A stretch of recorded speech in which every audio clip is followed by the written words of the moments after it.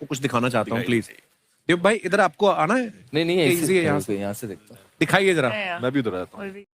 लोग कैसन बड़ा आप लोग उम्मीद करते हैं बढ़िया के बाद जाना तो भैया आ ले वीडियो देखा करी बहन जो खेते को जी तो आम सोचे अगर बहन चुदे इन्होंने इतना तगड़ा तगड़ा सीन बनाओ तो काहे ना इन्होंने काम हूँ रेलल कली जाना तो भैया भोजपुरिया ऐसा ऐसा कर बहन चुदे हीरो हुन वो तरी कॉमेडियन हुन के बहुत तरी देखते एकदम दिमाग पागल हो जाता है। अब भैया इतना गाड़ फाड़ वीडियो बनेले कि भैया आप लोग पहले हेडफोन लगा रहे क्या बता भैया बिना हेडफोन का ना दिख पाइबा इतना इतना पच्चर पे ले तो कैसे हैं आप लोग और दिखाइए। ये तो रात भर मचा मचा किया पलंगिया ए पिया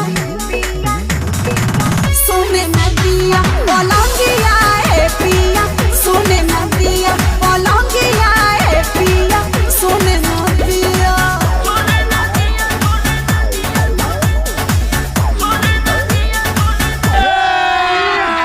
अभी मजा आएगा ना भिड़ो समझ में आ गई कि अब भोजपुरिया का मराई गई। आज तोरी बहनी क्या बताओ पलंगिया मच मच किया रात भर किया तोरी बहन से कवन से किया पता नहीं किया तोरी बहन दोनों से हम मिलके भैया पता चले कि हम का कैली। अरे तोरी बहनी के कम करो कमरिया टेढ़ा नहीं तब का कही भैया ये लोग के अब देख देख के मार भैया छुट्टा मार देती। अरे छुट्टा नहीं मुट्ठा मार देती।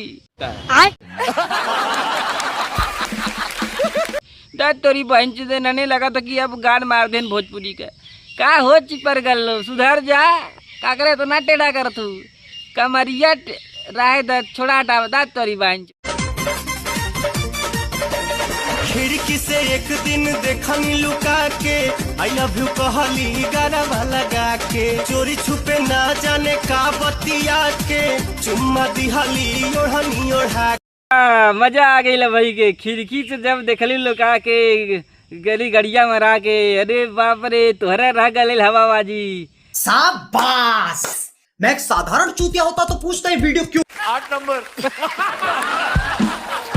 अरे मुस्टंडा इतना बड़ा मुड़ी पहन ले हुए डाल देख रहे गड़िया में अटक जा करी बहन चुदे प्यारी समझ गई लगा नाचा बन रही नहीं तर तर तर तर तर तर तर तर।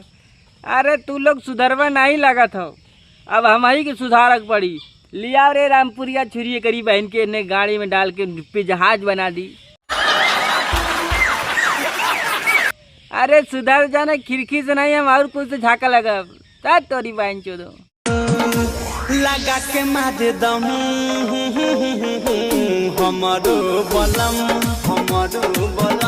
लगा के मारे दम हो बहन चोद कहाँ से कहाँ निकाल देते हैं बतावा लगा के मारे दम हमारो बलम तोरी बहन चोद हमारे बलम तो दम ना लगी तो लौड़ा लगावलन तोरी बहन तुला कैसे कैसे लोग रहते हैं यार यहाँ पर।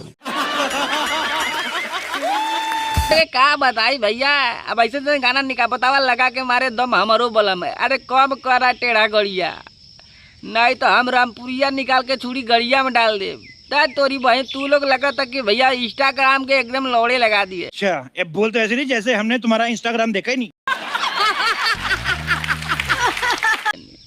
अरे बाप रे बाप का बताई भैया इन्होंने के चक्कर में बहुत जुदा हम खुद पागल हो जाती कि का करी जोर माहौर खा के गाड़ी में डंडा टेल के उड़ी जाई चुप्पी जहाज बन जाई तोरी बहन चोद है।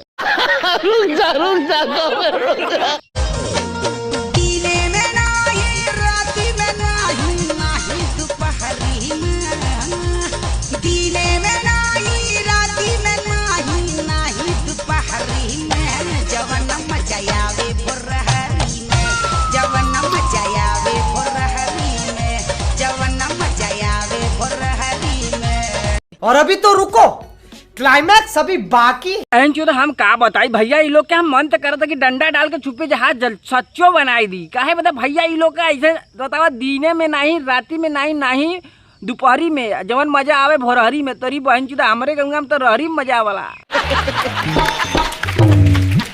अरे तोरी बहन चुदे का बताई भैया ये लोग लगा था कि सच्चो में मारी दैयल। अरे सुधर जा चिपर गल नहीं दिए में नहीं राती नहीं भोरे तीनों टाइम तो क्या मजा दे आज तोरी बहन तू लोग क्या हम लगा तो मिलाई पड़ी ऐसे मुस्टंडा सारे हुआ का बताए भैया एकदम दिमाग पकड़ ला देते हुन वो जरी डटवन कर बैठे तो हमें खाली वीडियो याद आउट करी बहन चो रहने के बोली तो बोलीगा। ये मुंह से सुपारी निकाल के बात कर रहे बाबा। समझ ना हो तो करी बहन मन करला कभी कभी कर बहन जाके संत महात्मा बन जाई।